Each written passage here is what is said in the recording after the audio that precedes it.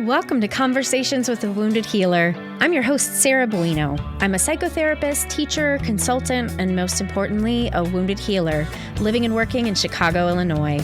On this show, I interview folks in a variety of healing professions, and we discuss the intersectional journey of healing self while caring for others. We're not just focused on individual healing, but also healing on the collective level from white supremacy, late-stage capitalism, and the patriarchy. Thanks for joining us. Y'all, I am in it right now.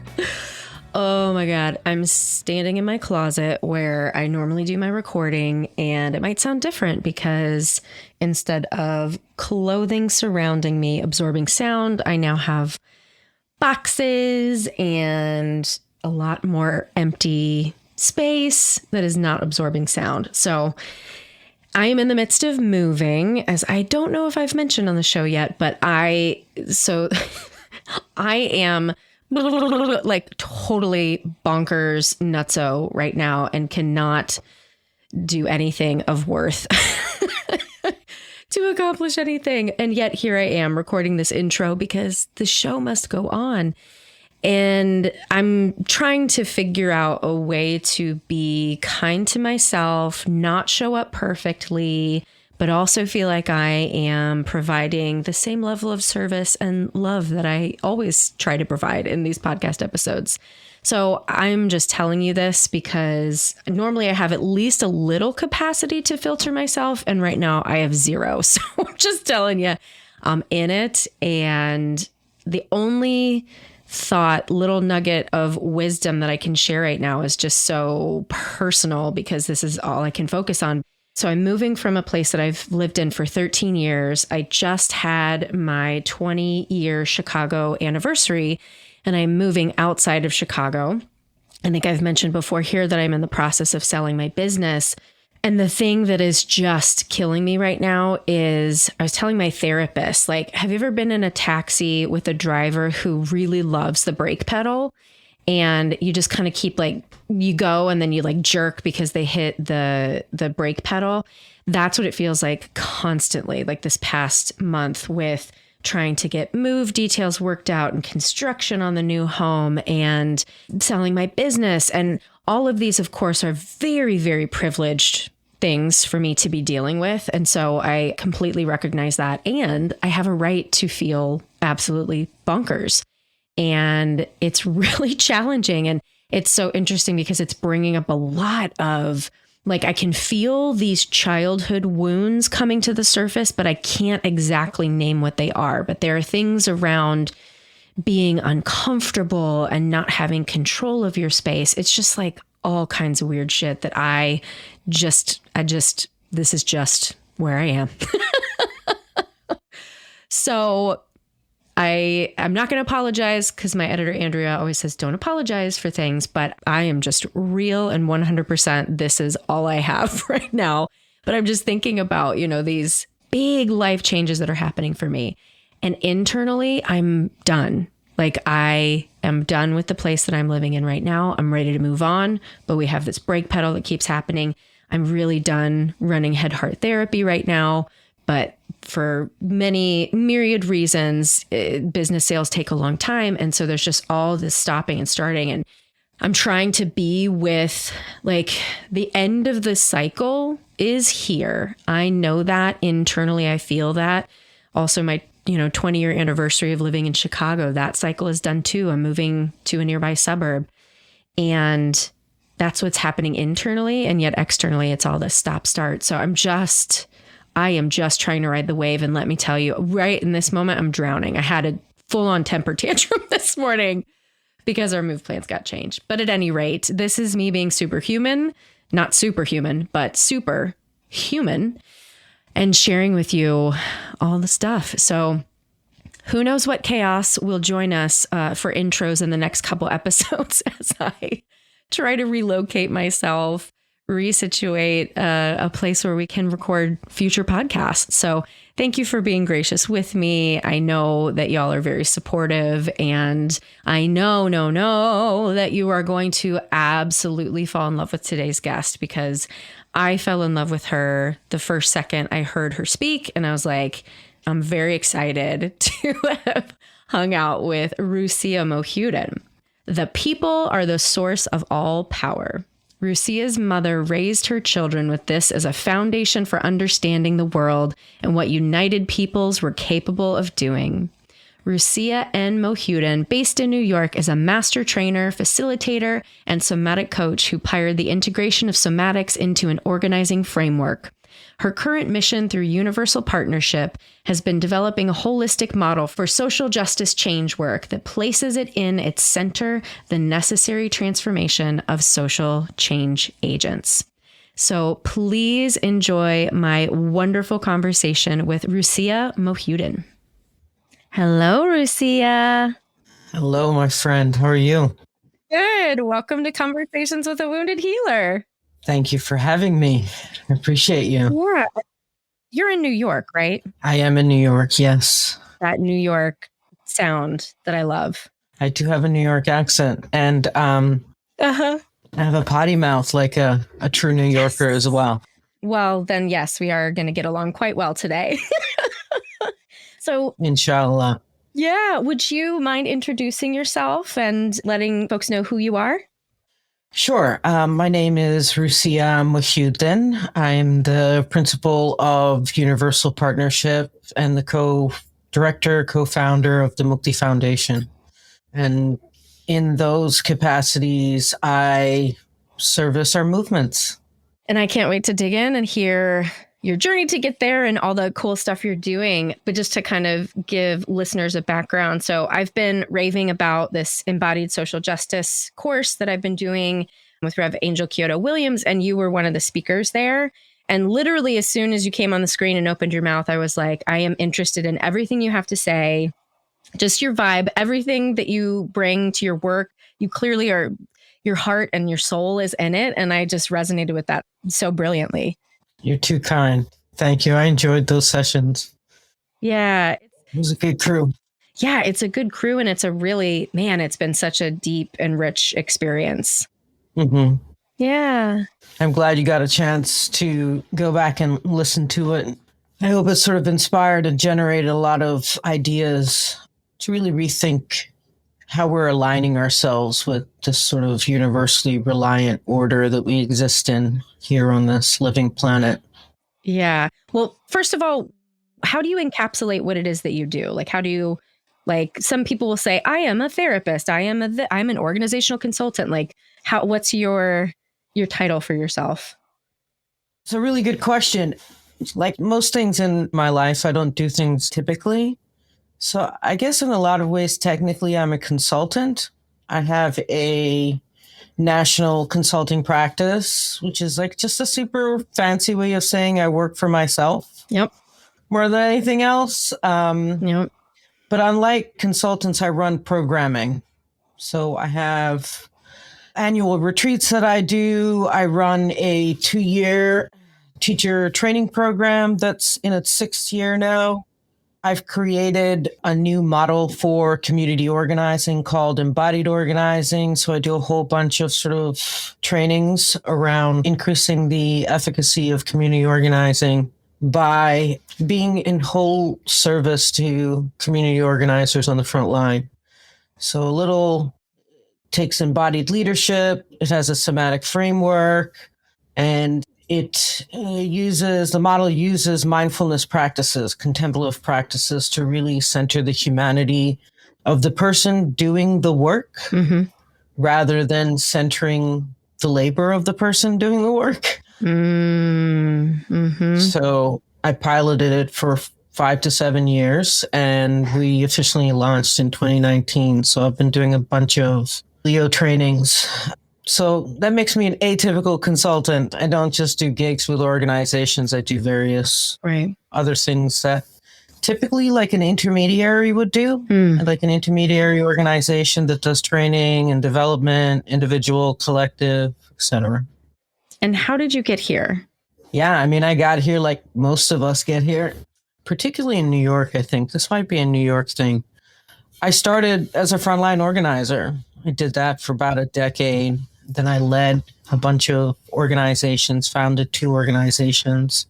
And in the last organization that I founded was a national intermediary, was incredibly effective for about 3 to 4 years. And then we hit this sort of peak, right? Where a lot of people wanted to give us money. We needed to expand to sort of reach more people. And then we hired a bunch of folks. But I found that some of the ways that I sort of like to do the work that is sort of really grounded in my values and my principles around authenticity and embodied leadership was not necessarily shared with everyone in the organization. So after a lengthy 7 years, we parted ways, and I've been doing this since. And I don't have to compromise on myself for anyone. I'm free to create. I have a robust reputation in the movement. So people trust me to pilot new methodologies with them. So I've been incredibly fortunate and blessed, I have to say. And it sounds like you put in all the work too. So it's not just like, oh, magic, I showed up here, but you did it. Oh, absolutely. Oh, absolutely. A lot of really hard work. Mm-hmm. Yeah. Yeah. And you're an artist too, right? I don't call myself an artist. Really? No, not at all. I'm not formally trained at all. Looking at your Instagram, you could have fooled me. My art I use it for self-care. It's the act of birthing something new into the world that allows me to sort of, figuratively put my hair down, create something at my own pace, use colors the way I like to. It's a quality that I inherited from my mother, who was a natural artist and a trained artist. So all my siblings, I don't think my brother is the greatest artist, but all of us are natural. No offense. No offense. He has many other talents, I promise you. Yeah. But the 3 sisters, the 3 of us, we just got this really beautiful gift from our mother. Thank you. I appreciate you shouting that out. Absolutely. Yeah. And if you want, we can tag it, make sure that other people see it too. Yeah. Well, I'm always curious what leads people into a social justice arena, because frankly, I'm mad that I didn't get connected to any of this until much later in my life. And so hearing you say that's where you started your career, I'm a little envious of the education that you got that put you there earlier and all the education that you've had since then, probably. So what led you into that arena? Providence, I would say. My maternal grandfather is popularly known as Jadumia, and that means magic man in Bengali. So my maternal grandfather is known as the father of the independence struggle in Bangladesh, where I'm originally from, and he was an organizer. There's like a set of pictures where he's talking to one person on the street. And I don't know, this photographer just kept snapping. And by the time you get to the end of that scene, he's got a crowd around him, just listening to him. And that's why they called him Magic Man, because he spoke the language of the people. And my mother, from a very young age, taught us that he would say the people are the source of all power. My mother was a politician. She was a former member of parliament. My purpose in the world I've adopted from the purposes that she exemplified in her life. So she was a member of parliament specifically to serve people living in abject poverty. And she created a lot of historical and groundbreaking policy to support poor people living in the villages in Bangladesh. She was a historic election win. And basically everything I learned about life and people and what's right is from her, like 100%. And it's one of the reasons why I established this foundation in her name. Because as the first daughter of 11 children. 11 children. And the first daughter of a revolutionary, right? My mother's name, Mukti, means liberation.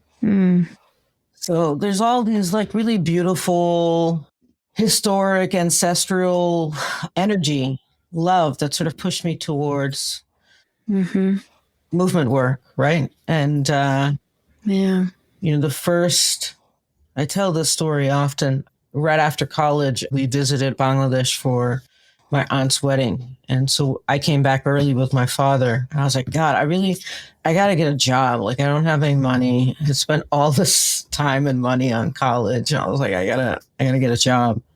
I did my resume, and literally almost simultaneously as I finished my resume, I get a call from a college friend that says, do you want a job? I was like, oh my God, I totally need a job. I just finished my resume. And it happened to be at an organization called the Northwest Bronx Community and Clergy Coalition, which still exists today. And I'm working with them actually right now, which is a really beautiful full circle type of thing. I got asked all of these really obnoxious, obtuse questions about organizing that I could never have answered. And I was like, I'm definitely not getting this job. But I got the job because I was Bangladeshi, and the community that they were looking for an organizer had 80 Bangladeshi families. So that really is just like the precipice of like this long, almost 27-year commitment to social justice, specifically in New York. Yeah. Yeah. I love it's like the opposite of intergenerational trauma, right? It's like intergenerational liberation. Yeah. Yeah. That's a fairly accurate way to put it. Well, yeah, it's really inspiring. And I wonder maybe if that's something that I like felt in you, because the energy that you just bring to this work, it's so obviously heart forward and heart centered. I don't know if that's like how you think about it, but that's how I took it in. Yeah. It's difficult for me to articulate why this is important for me. Right. And it's probably why it's difficult to articulate for me what I do, because it just feels like there's so much more depth that I put into it, or at least that I feel. So absolutely. It's sort of like, I don't feel forced. It is a choice, but I'm doing exactly what I'm supposed to be doing. I feel that so deeply inside of every fiber of my being. So yes, I feel super blessed and grateful to be able to be doing this work. Yeah, it is such a blessing to like land in who you are, right? Who you were meant to be. Mm-hmm. Well, one thing that really struck me about your presentation that I was like, oh, this is fucking brilliant, is the way that you essentially use the wisdom of nature and talk about the ways that organizations either do or don't reflect how nature functions. I don't know if you want to share a little bit about that with folks. Sure. It's a little weird. I feel like different people respond to that a little differently. And part of that is like our conditioning, right? Mm-hmm. How we're shaped by society, particularly in the US context, to like really center labor. Right.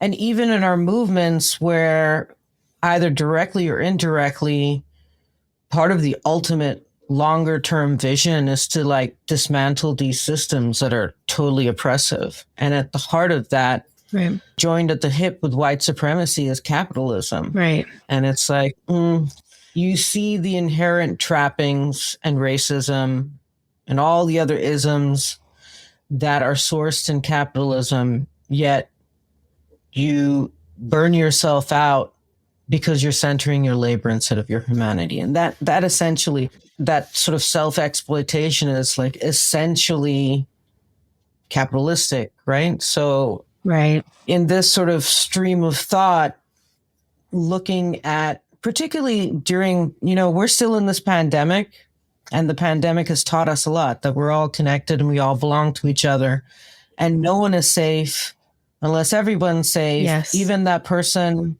in the farthest part of the world, right? Across all these seas, you're connected, we're connected. Right.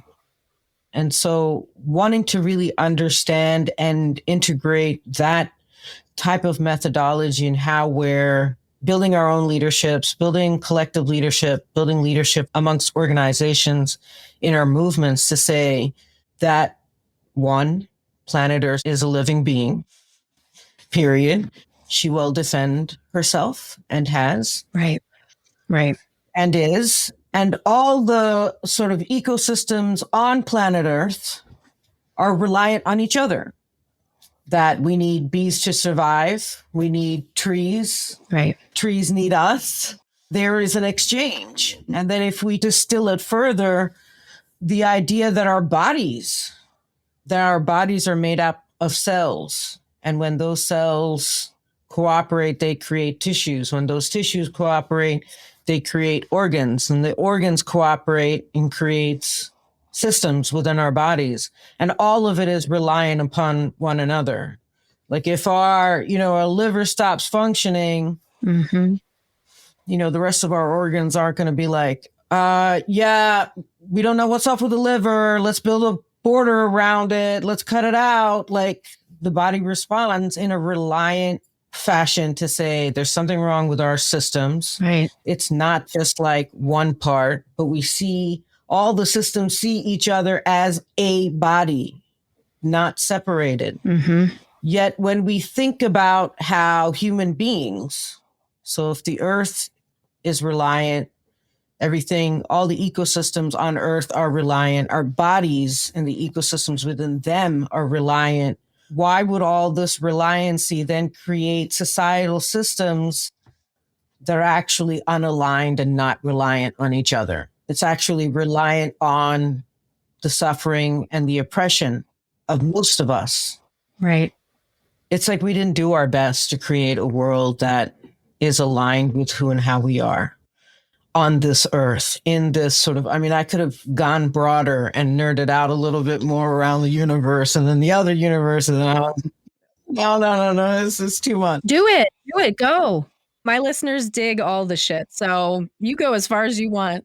Yeah. The point is that how did we get to a place where the earth is so set on these really oppressive, racist systems that come from us? Right. And that there's so much of that sort of unnaturalness, the lack of reliancy, even in our culture, even how we relate to ourselves and each other, like the narratives that we tell ourselves. Especially the way we relate to ourselves. Yeah.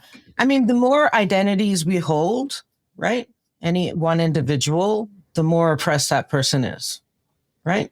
Mm. I think there are some exceptions to that, but even people at the top of the pyramid, like old white men, are subject to white supremacy. They just are. They suffer in white supremacy. Right. Yes. They just don't see it and they don't know it. They don't have to.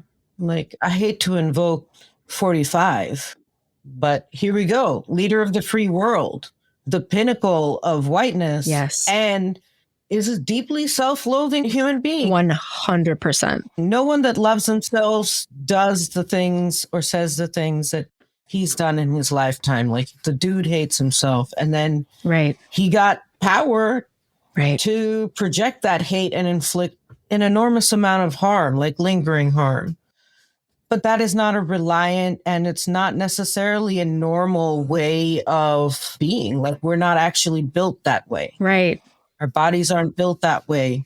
And our mind, body, and hearts rely on each other. They influence each other deeply. And so we've created this chasm within ourselves. And then we created a culture and society around that chasm. And so we have all these ways in which we treat ourselves and each other that is just not aligned with how we're meant to be on this earth. So we have an enormous amount of work to do. Right. And I feel good about the fact that most of us are doing that work. Even though it doesn't seem like it, I think most of us, even if we think about the United States, just the United States, because that's where we are, it is my deep belief that there are more of us working towards love than those working against it. Can we sit with that for just a second? Because Yeah. I am an optimist and I want to believe that. And yet I'm having a hard time tuning into that. Tell me more of how you are feeling that there are more of us fighting for love than against it. And it's a really hard question because I know it's just in there. It totally is, but it's not a hard question. It's something that's hard to fathom given our sources of information. Yeah. Right? But the sources of information is external. We're not actually relying on the source of wisdom in our lives, which is our body. So I feel it's not optimism. It's just an inner knowing that more people love than not, right? Because that's not sexy. That's not dramatic. It's bringing me to tears, though. Yeah, it doesn't get reported. So I think everything that is reported, even on MSNBC, which is the only news channel I watch, and I have so many critiques of it, you just get to see the horrifying stuff. And there are a lot of ways in which right. I mean, you know this, everybody knows this, the media totally influences our lives. And you don't even actually have to watch any news to be influenced by that. Right. It's the way the system is turning. You do enough practice to change yourself to be more acutely aligned, the more openly you can feel the enormity of love, the enormity of people wanting to do good, the enormity of people wanting to be connected. You just start to tap into that in a way that, well, sometimes it can be overwhelming, but you practice around creating boundaries. It's something that I feel absolutely inside of me. And again, it's like hard for me to articulate a feeling. Mm-hmm. Yeah. What's bringing me to tears, I'm sorry to cut you off there. What's bringing me to tears, let's see if I can articulate this. Feeling for me, what I've been experiencing is like feeling into the collective. I'm just tuning into the pain. Mm-hmm. And I think, well, this is really fucking deep, Rusia. Thank you so much for this. Like what I think that pain is grief, right? It's the distance from that love. And we must feel the grief in order to feel the love. Wow. Yeah. And I'm just like stopping at that pain part. Wow. But even stopping at the pain part means that you are looking for love. Right. It's not that we need to go through grief to get to love. It's that we love, therefore we grieve. Otherwise we wouldn't. Right. You know, there's plenty of sycophants and psychopaths that have no conscience around what they do and what their impact is. And sadly, 90% of Congress fits that qualification. Mitch McConnell's not feeling bad about the decisions that he makes that robs not at all 300 plus million people of rights. He's like, yeah, this is what I want, and I'm getting it. He feels no grief. Because he doesn't have that interconnection. He doesn't feel the love. But right. He does not represent the majority. I mean, you can at least say that, right? Oh, absolutely. Right. Everything you feel is generative. You just orient to that feeling, even if it's overwhelming pain and grief, to a way that's true to who you are and to your nature, which is people who love grieve. It doesn't happen any other way. Right. It doesn't matter what it is that you love or who it is that you love. Right. Because even folks who do harm have the capacity to love. Right. It's just not what they center in what they do, right? Hello, everyone. I'm interrupting this amazing conversation with an invitation and request. I can't believe it, but Conversations with a Wounded Healer is nearing our 200th episode. And if you've been with me for a while, you know this podcast has been an instrumental part of my own healing journey. And I'd really love to hear more about how it's been a part of yours. So for our 200th episode, I'd love to include your voice. Just go to speak-2.us/convos with a wounded healer, and you can leave me up to a 60-second voicemail about how this podcast has impacted you. And for our 200th episode coming up in November, I'll include your message. If you don't want to share your voice in particular, but want to drop us a message anyway, you can email assistant@headhearttherapy.com, and I'll read your message as part of this special celebration. I can't wait to hear from you. What spiritual personal work have you done in your life? I mean, I'm sure you can't sum it all up for us, but like I spend a lot of time in conversation with folks, and I don't know, I feel that there's something really special about the frequency that you have tuned into personally that tell me more. I mean, is this just how you've always moved through the world, or No. Okay, tell me more. No. I was super arrogant as a child and a young adult. I didn't have to try as hard to be as good as everyone else. And I grew up with a lot of privilege.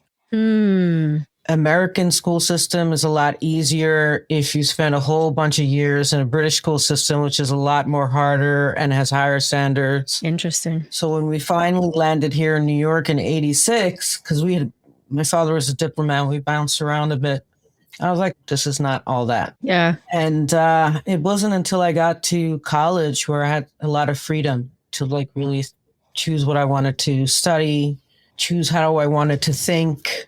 And then I had like really great influencing leaders in my life, like my mother, who it took me 30 years to figure out had never given me bad advice. Like she was just always right. She like never was wrong. I was like, damn, like I just wasted 30 years of my life, like not listening to this powerful woman. And honestly, this is not magic. It's practice. That's all it is. I've had a daily practice for 15 years. I meditate every day for 15 years. I journal every day for 15 years. Meditation is actually the thing that actually allows me to be in the moment and to be aware of what's happening. Right? Yes, yes. Did you hear that, folks? We've been talking about meditation. I told you it's magic. It is the thing. It's a superpower. It's how you cultivate a superpower. It is. And I can distinguish between what I'm feeling, whether it's mine or somebody else's, which is like the most important thing that we need to actually do, because we have the ability to exert so much energy out into the world. It's like you can't fathom it. What one individual can do is really hard to fathom. And I have worked to be able to fathom my energy and my superpowers. And I am unwielding. Like, this is what I'm doing when I'm doing it. I don't want to talk to anybody. I'm not taking texts. I'm not doing emails. I'm not answering any questions. And people try. Yeah. There is a point in my house during the pandemic, we had 10 adults and 2 dogs. And I was like, from 8 to 10:30, I do spiritual practices. I'm a Muslim. I'm a practicing Muslim. I was like, I don't want to talk to anybody during this time. Like, people come into my room, they're asking me questions, and I'm just like ignoring them. So I'm committed to myself in that way that actually takes a lot of failure to get to. And I failed a lot. I know people think like there's this idea of perfection in doing anything, but to get to where I am right now required an enormous amount of failure. And I failed a lot. Some was graceful. A lot of it was not graceful. But the things that I learned in failure and rejection, I would not be where I am today without it. Yeah. And it's not a joke, like this. I've been noticing more and more that I'm connected to my students in my teacher training program. And then people I coach or I have intimate relationships with, like friends. And when they feel bad, I feel bad. Yeah. I was like, oh my God, why am I afraid right now? Why am I anxious? I know this doesn't belong to me. Yeah. And it only stops when I figure out who it is. I have to figure out a better way to do it because I don't always have time to figure out who it is.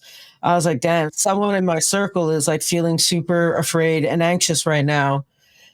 And like yesterday, all day, I was like, oh my God, who is this? Like, who's feeling upset? I like slacked everybody.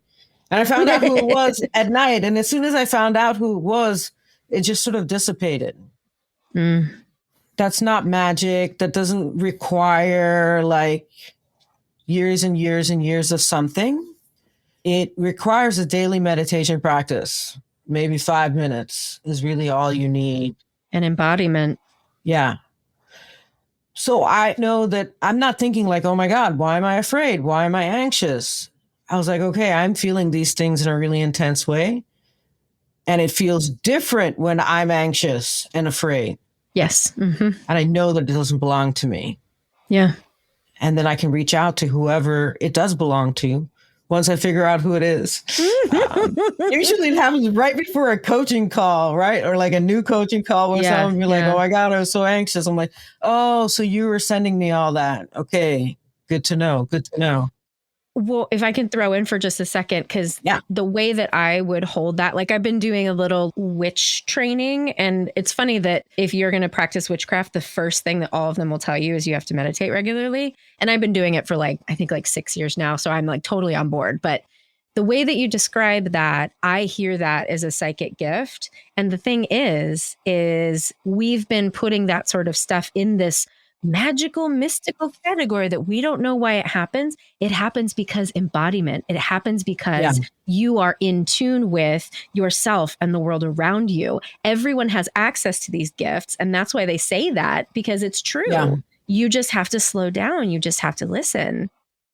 It's like jumping on a frequency. We all have our own frequency, but all of these frequencies are a part of one large highway of energetic frequency. Yes. And when I'm connected to the people that I'm connected to and I can deeply feel them, then I pick up. I'm like, oh, okay, this is what's happening right now. And I can offer myself in whatever ways that helps them, that helps me. Yeah. Etc. And it's so funny. So I run a private practice, group therapy practice right now. I'm selling it to my executive director. And I was planning on going into organizational sort of leadership, which is one of the reasons I'm like, sweet, I need to learn from this beautiful human.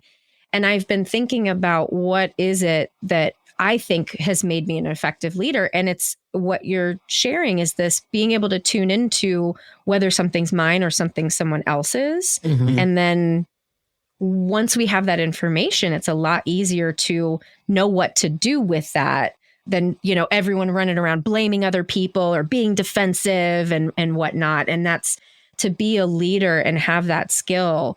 You talk about if you change yourself, you're going to change the world. That's it. That is how we lead from the inside out. Absolutely. Woo! It's accessible, which is what is really important to me. Everyone can create 5 minutes. Yes. In their life. I truly believe this because there's so few things in life that we have actual power and control over. Mm-hmm. And 5 minutes of our day, I believe, is something we can reclaim for ourselves. And then just the benefits just far outweigh any time costs. Absolutely. Along the way. Right. And I guess I'll just say for listeners who maybe haven't heard, I did a thing on meditation, right at the very beginning of this podcast, almost 5 years ago, but meditation isn't clearing your mind. It's just being with the present moment, following where your mind goes and going, oh, okay, let's go back to the anchor. That's it. Yeah. It's not as difficult as I think all of the whitewashing has put on it, right? Of course, white people made it goal oriented, right? Yeah, I mean, funny and not funny at the same time. I mean, I have a Reverend Angel narrated a video that I did called Mind the Gap, which is basically my adaptation of a meditation practice for social change agents. But no one tells you what successful meditation is. Right. They just say, breathe. Right. Well, what the fuck? I breathe all the time anyway. Right. Am I meditating then? Right. Or I have to read a book or I have to go to a class. It's no. Successful meditation is just returning to the point. Yes. You could do that once and you're good to go. You're just good to go. Right. And people are like, oh, have you ever counted to 10?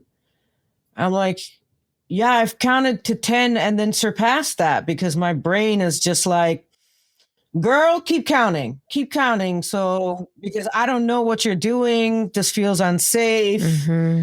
Are you in mortal danger? But really, I've never gotten past counting to 4 before something hits me. But I notice it right away. Right. And then I come back to the breath. And that's how I know that I'm good at meditation because I don't attach all these all or nothing scenarios, which also is not just how our bodies are. Our bodies are not all or nothing. The earth is not all or nothing. our ecosystems are not all or nothing. It's just like, okay, adapt, adapt, adapt, adapt, adapt. Absolutely. So yeah. Yes. Ugh. Meditation. Oof. Okay. Where do we want to go from here? I'm just so excited to be with you. Like, I feel my heart chakra is like, wah, right now. Amazing. Yeah. Feels good to be connected to you. Thank you. Likewise. Oh, thank you. I hope you're giving yourself a lot of credit.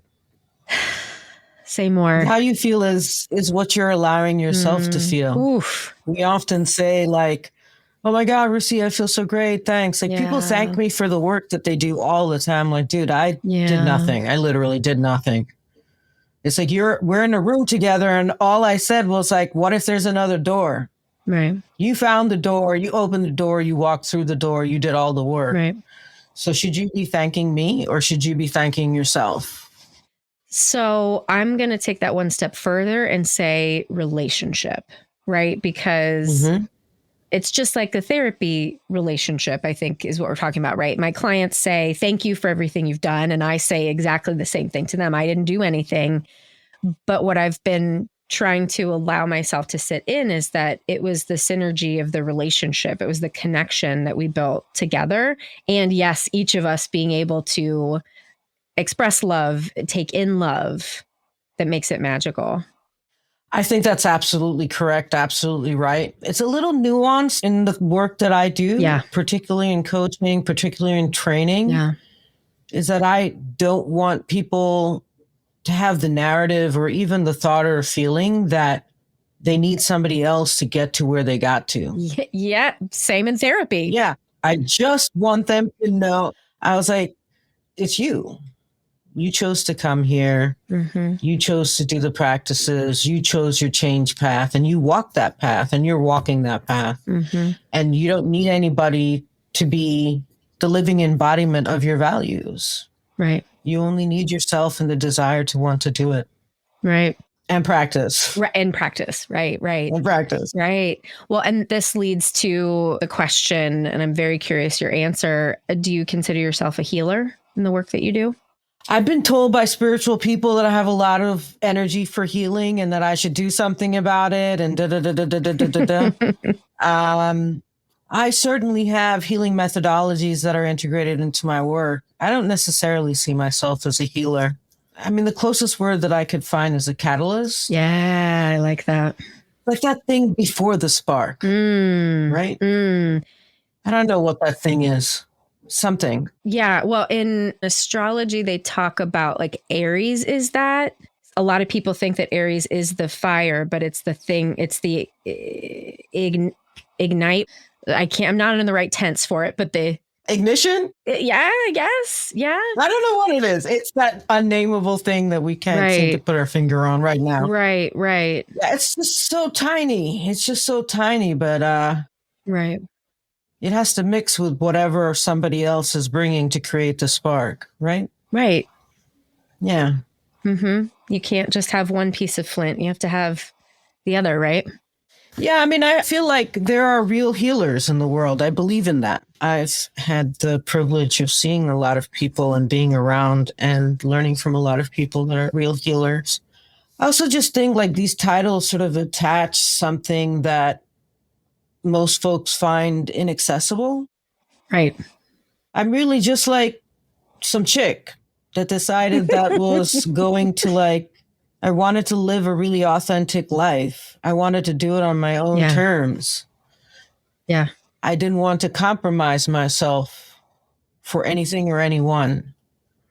And I compromise myself for my family all the time, but it's a choice that I make because my body is made from their bodies, like literally. Yeah. And I have a twin sister. So like that's just my relationship to my family is really different. Yeah, I have an identical twin sister, genetic doubles. I'm jealous of that. I desperately wanted to be a twin when I was a child. I don't know why. Parent Trap. I was obsessed. All those versions were really good movies, but I know what it's like to, like I shared my mother's room with another human being, right? Right. Literally. Mm-hmm. So I have a natural inclination to want to share the things that have worked for me. Yeah. And also share the whole bunch of stuff that hasn't worked for me. Right. And it's rare that I will tell people to practice without having my own practices. Exactly. I don't tell people to practice something that I haven't tried out or practiced myself. I don't teach people things that I haven't done myself, because I think there's too much importance put on theoretical knowledge, but it's the experiential knowledge that actually changes us. Exactly. That makes us wiser. Yes. Yeah. Yes. That's where I live. That's where I am. Right. Right. Yeah. It's funny. Everything that you're saying about like authenticity, and you didn't say it this way, but it's like walking the talk instead of just talking the talk. Like that's absolutely the way that I've always wanted to be and continue to. I hate the word strive because I feel like that's very capitalistic, but I think when it's in more of a spiritual sense that it feels okay to me.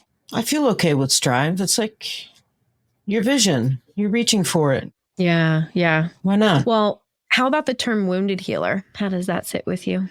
I mean, I like it. It feels very indigenous to me. Mm-hmm. And it's just like a very honest way of looking at who healers are, who healers can be. Mm-hmm. Because this world wounds us all throughout our lives. Yeah. And we can be okay with not just accepting that. We can actually do something about it. It feels like a truthful story, wounded healer. Mm-hmm. Feels like an honest sort of like, here it is. Like we don't have to hide behind any veil. Yeah. So needless to say, I like it. I like it a lot. Yeah. Yeah. Awesome. Well, the time has flown so fast. I want to make sure to give you an opportunity to share like how, if people are interested in what you're saying, how do they take some of your courses? How do they get in contact with you? What are you offering right now? Yeah, I'm getting ready to go on a break because I'm tired. Starting a little past mid-July and then returning on the other side of Labor Day, God willing.